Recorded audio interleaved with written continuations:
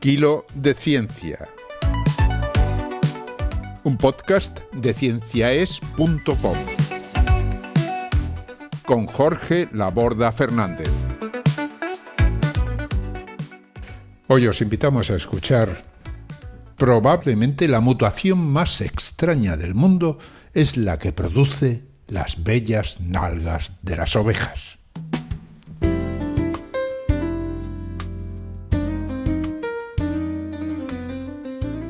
Buena ciencia, amigos y seguidoras de Kilo. Un saludo cordial de Jorge Laborda. Esta semana me he atrevido con un tema muy interesante, pero complejo. A ver si consigo mantener tu atención hasta el final. Te pido por favor que hagas un pequeño esfuerzo, porque creo que merece la pena comprender realmente los misterios profundos de la genética de los que te voy a hablar hoy. No creo equivocarme al afirmar que cuando hablan de algún gen asociado con alguna condición o alguna enfermedad, la gente conocedora de algo de genética suele pensar que las mutaciones o variantes del gen consiguen modificar, aunque solo sea un poco, la proteína producida por el gen, lo que causa la enfermedad. Sin embargo, hay mutaciones en zonas del ADN que ejercen efectos muy importantes sin afectar a las proteínas. Una de estas mutaciones es especialmente sorprendente, pues afecta al crecimiento muscular de forma inusual y revela mecanismos inesperados de regulación genética. Esta mutación, llamada calipigia, luego veremos por qué, es la que creó una de las más extrañas y complicadas del mundo, y será el tema principal de este podcast. Al margen de aberraciones cromosómicas que muchas veces consiguen que se pierdan varios genes a la vez o que se dupliquen otros, como en el caso del síndrome de Down, causado precisamente por la duplicación de ciertos genes del cromosoma 21, también pueden producirse mutaciones en lugares del ADN que no contienen genes. Estas regiones son mayoritarias en el genoma. Sí, aunque pueda parecer extraño, nuestro genoma contiene más ADN que no forma parte de los genes que el que contiene la información genética para fabricar las proteínas. Estas regiones entre los genes se llaman regiones intergénicas y constituyen más del 50% de todo el genoma humano. Cuando estas regiones se descubrieron, se les denominó con el despectivo nombre de ADN basura. Fue claramente un error llamarlas así, porque las regiones intergénicas están llenas de zonas que sirven para regular el funcionamiento de los genes que tienen a su alrededor. Estas regiones contienen, por ejemplo, los llamados potenciadores o amplificadores, que son cortas secuencias de letras del ADN capaces de unirse a proteínas concretas que potencian la transcripción de los genes, es decir, la producción de ARN mensajero que luego se traducirá a proteína. También contienen regiones que, al contrario que las anteriores, funcionan como silenciadoras cuando es necesario, es decir, se unen a proteínas que impiden o disminuyen la producción de ARN mensajero.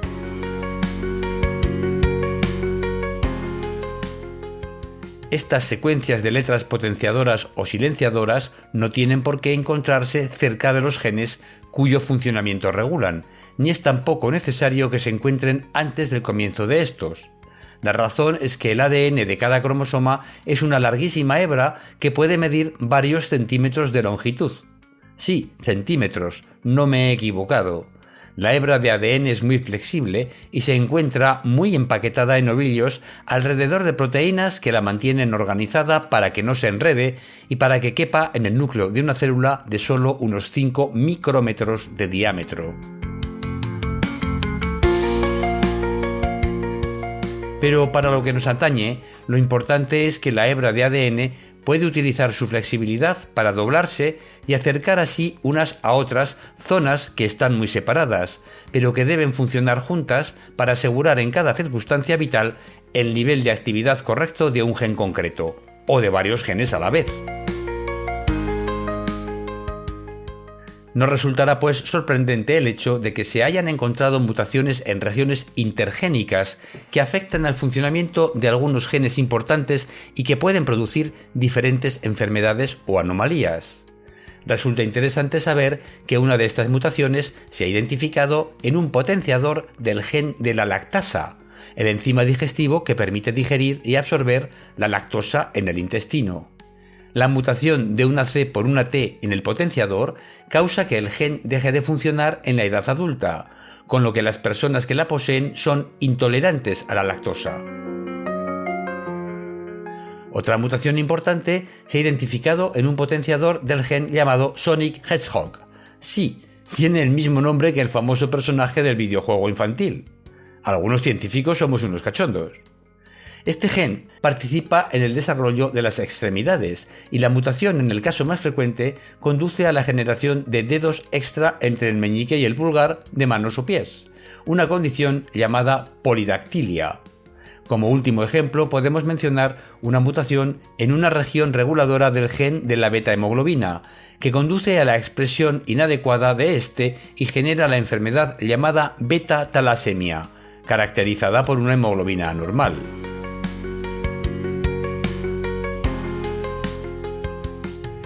Pero, un momento, cada uno de nosotros posee un juego doble de cromosomas, pero la mutación en una región silenciadora o potenciadora solo está normalmente presente en uno de ellos. El otro es normal.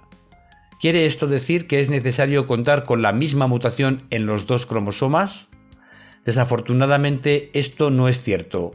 La mutación en uno de los cromosomas es suficiente para generar el problema de que se trate. Las mutaciones que afectan al funcionamiento de los genes suelen ser dominantes, es decir, la mutación en un solo cromosoma es capaz de producir un efecto que domina sobre el otro cromosoma. Esto es así siempre que los genes de un cromosoma heredado del padre funcionen del mismo modo que los genes del cromosoma homólogo heredado de la madre, es decir, que ambos cromosomas pongan en funcionamiento a los genes que contienen de manera simétrica, que cuando funcione un gen en el cromosoma materno, también esté funcionando en el paterno. En este caso, la mutación en solo una región potenciadora o silenciadora de un cromosoma es suficiente. Sin embargo, no es siempre verdad que los genes del cromosoma paterno funcionen al unísono con los genes homólogos del cromosoma materno. Algunos genes presentan lo que se denomina impronta genética, es decir, solo funcionan cuando provienen específicamente del cromosoma heredado del padre o del heredado de la madre, pero no de ambos. ¿Y qué sucede en este caso si la mutación en una zona intergénica reguladora sucede en solo un cromosoma? Pues ocurre que dependiendo de si el cromosoma mutado es el del padre o el de la madre, tendremos un efecto o no. Si esto te parece interesante, no te pierdas lo que sigue. En 1983 se identificó en una granja de Inglaterra un carnero de la raza Dorset con una característica nunca vista hasta entonces. El carnero, al que se llamó Solid Gold, oro sólido, mostraba unos cuartos traseros hipertrofiados, excesivamente musculosos. Esta característica era genética, puesto que fue capaz de transmitirla a varios de sus descendientes, aunque no a todos. Sin embargo, los padres de Solid Gold no eran anormales, por lo que la mutación genética responsable de la hipertrofia muscular debía haberse producido de forma aleatoria durante su desarrollo embrionario. Puesto que los cuartos traseros de Solid Gold eran más sólidos y voluminosos de lo normal, esta mutación fue bautizada con el nombre de la diosa o afrodita griega Calipigia, palabra que en griego antiguo quiere decir bellas nalgas o, para los más prosaicos, bonito culo. Se inició un proyecto de investigación para averiguar la naturaleza de la mutación. En primer lugar, se descubrió el sorprendente hecho de que la mutación Calipigia solo se manifestaba en la descendencia si era heredada del padre, pero no de la madre. En otras palabras, tanto ovejas como carneros podían mostrar bellas nalgas debido a la mutación, pero cuando una madre con bellas nalgas se cruzaba con un padre de nalgas normales, la descendencia nunca tenía bellas nalgas. En cambio, la descendencia de un padre de bellas nalgas y una madre de nalgas normales sí generaba ovejas y carneros con bellas nalgas. A este modo de herencia genética, que hubiera vuelto loco a Gregorio Mendel, se le denominó sobredominancia polar. Este modo de herencia sugería, además, que la mutación debía afectar a uno o a más genes con impronta paterna, es decir, que funcionaban solo a partir del cromosoma heredado del padre, puesto que solo los padres, pero no las madres con la mutación, podían transmitirla a la descendencia. Investigaciones subsiguientes demostraron que la mutación afectaba al funcionamiento de un grupo de genes localizados en un cromosoma particular. Dentro de este grupo de genes los hay que funcionan solo a partir del cromosoma paterno y los hay que funcionan solo a partir del cromosoma materno. Esto quiere decir que ambos cromosomas tienen los mismos genes, como es normal, pero unos se activan solo en el cromosoma paterno y no en el materno, y otros lo hacen al contrario. ¿Y qué sentido puede tener esto? El sentido comenzó a comprenderse cuando se analizó la descendencia de carneros y ovejas con bellas nalgas, es decir, que poseían ambos la mutación en el cromosoma paterno. En otras palabras, ¿qué sucedía si cruzábamos a un carnero de bellas nalgas con una oveja también de bellas nalgas? A ver, esto es genética. Previsiblemente tendríamos ovejitas y carneritos todos de nalgas bellísimas, ¿no? Pues bien, no. Puesto que solo uno de los cromosomas del padre está mutado, y ya que si la mutación es heredada de la madre no se manifiesta, es de esperar que solo la mitad de la descendencia tenga bonitas nalgas, porque solo la mitad de la descendencia habrá heredado su cromosoma mutado del padre. La otra mitad habrá heredado el no mutado y no tendrá bellas nalgas. Sin embargo, se comprobó que esto no sucedía, y que solo aproximadamente un cuarto de la descendencia mostraba bellas nalgas. La mutación parecía haber desaparecido de la mitad de los animales que debían mostrarla. Esto era obviamente imposible. ¿Qué estaba sucediendo? El análisis de los animales que mostraban bellas nalgas confirmó que estos habían heredado la mutación del padre, como era de esperar. El análisis de los animales que mostraban nalgas normales reveló, en cambio, un hecho insospechado. Mientras 2/3 de estos animales no habían heredado la mutación, habían recibido los dos cromosomas normales, o habían recibido la mutación solo de la madre, pero no del padre, 1/3 de ellos había recibido la mutación del padre y de la madre a la vez, y sin embargo su aspecto era normal. Esto añadía extrañeza a una situación ya de por sí muy extraña. Normalmente, los animales homocigóticos muestran anomalías superiores a los animales heterocigóticos, es decir, que solo tienen un cromosoma normal. Que en este caso no fuera así, sino todo lo contrario, apuntaba a la existencia de una interacción desconocida de los genes maternos y paternos. La resolución de este misterio tuvo que esperar a los resultados de otros estudios que analizaron la mutación y sus efectos. Estos estudios demostraron que la mutación que causaba las bellas nalgas era un solo cambio de una A por una G en una zona concreta de una región intergénica. La región separa dos genes con impronta paterna de otros dos con impronta materna y es fundamental para regular el nivel de funcionamiento de estos. La presencia de la mutación aumentaba este funcionamiento. Los estudios demostraron que, en ausencia de mutación, el nivel de funcionamiento de los genes era el normal en ambos cromosomas, como era lo previsto. Sin embargo, la presencia de la mutación en el cromosoma paterno, pero no en el materno, aumentaba mucho el funcionamiento de los genes paternos, pero no afectaba a los maternos, que continuaban estando apagados en ese cromosoma. Esto es lo que originaba las bellas nalgas. Por otra parte, la presencia de la mutación en el cromosoma materno, pero no en el paterno, aumentaba mucho el funcionamiento de los genes maternos, pero no afectaba a los paternos, que seguían apagados en ese cromosoma, por lo que no se producía ninguna anormalidad en las nalgas. Finalmente, la presencia de la mutación en ambos cromosomas aumentaba mucho la expresión de los genes paternos en el cromosoma paterno y aumentaba mucho la expresión de los genes maternos en el cromosoma materno. Este aumento al mismo tiempo del funcionamiento de los genes paternos y maternos no causaba nalgas anormales. Así pues, las bellas nalgas de las ovejas calipigia dependían de un desequilibrio entre el funcionamiento de los genes paternos y los maternos. Cuando los genes paternos funcionaban por encima de lo normal, en ausencia de un aumento de funcionamiento de los maternos, las bellas nalgas se desarrollaban en las primeras semanas de vida de los animales. Sin embargo, cuando tanto los genes paternos como los maternos aumentaban su funcionamiento, pero lo hacían de manera equilibrada, al encontrarse la mutación en ambos cromosomas, las bellas nalgas no aparecían. Los genes maternos se oponían a la acción de los paternos y mantenían el equilibrio durante el desarrollo muscular.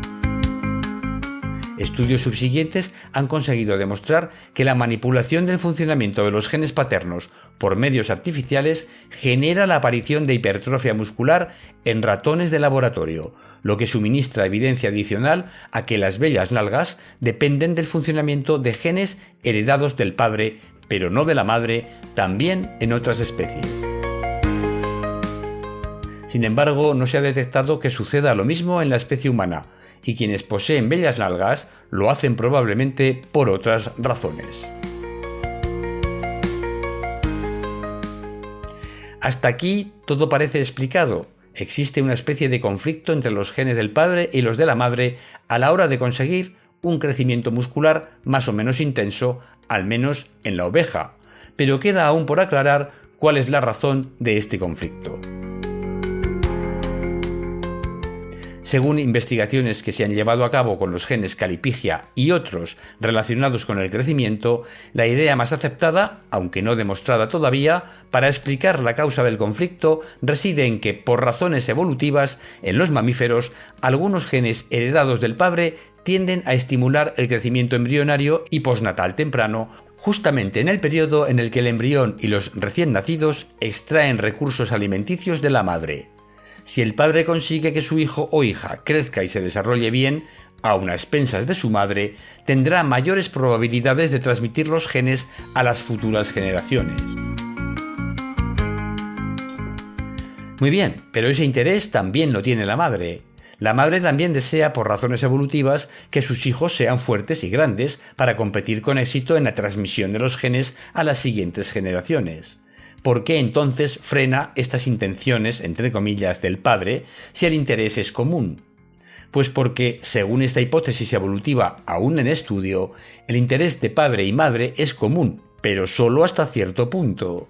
Si la madre no pone freno a la extracción de recursos de su organismo por parte del embrión y del recién nacido, entonces quedará exhausta para nuevos embarazos y no podrá transmitir sus genes a la siguiente generación más que en una ocasión.